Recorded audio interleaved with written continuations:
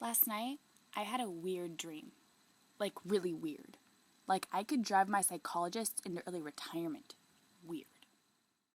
First of all, I was 17, living in an apartment building that was like 4 stories, and every person had their own story, or floor in the building. Anyway, so our landlord decided to make us switch around, do a switcheroo between who was in which floor, and I was taking care of a small adopted African American child who was like 10, and she was adorable, but I was 17 and she was like 10, and it was weird. And so as we're switching floors, I see this old lady dragging dead bodies to the next floor down where she was moving. She was moving from the 3rd floor up to the 2nd floor up.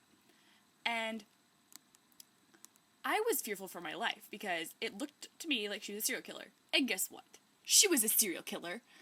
So she catches me and starts chasing me. And so I run away.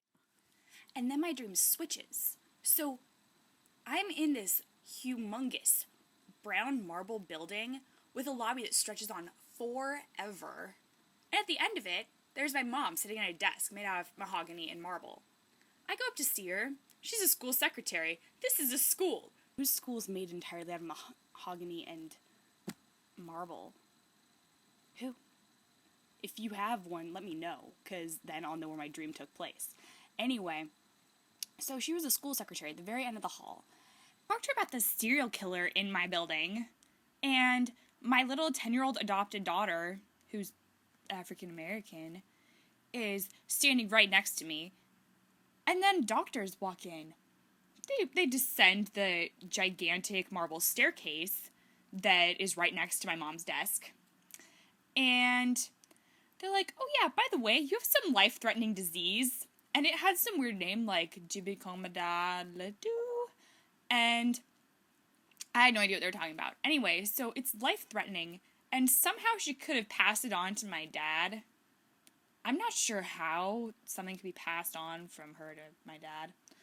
But they had to go in for operation, like, immediately.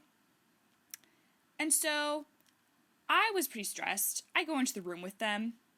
And they're, like, starting to, like, lay out on the tables. I can't watch that. So I leave. I go back out into the lobby. And I'm standing there. And just as I'm standing there, I wake up. I was so happy to be awake at that point. Like, I was so stressed from that dream. My entire body, upon waking, was so tense.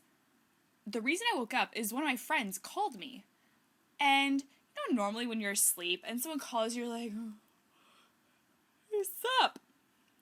Yeah, I just woke up, dude. Yeah, yeah. Sure, it can come. It's what, 7? Oh, cool, yeah, run. Woo. No, this was like, whoosh. Hello.